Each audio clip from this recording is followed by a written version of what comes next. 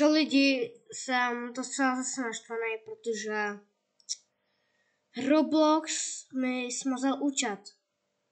Nevím proč, ale teďka jsem si, omlouvám se, teďka jsem si vlastně založil nový.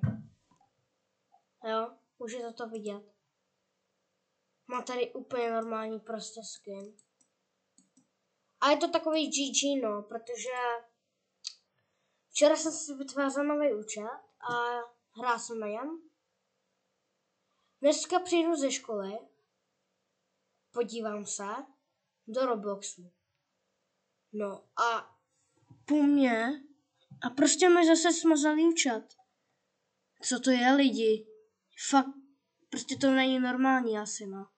Je to takový GG, no, takže všechny hry, kde jsem měl velký levely, tak musím začínat znovu, no.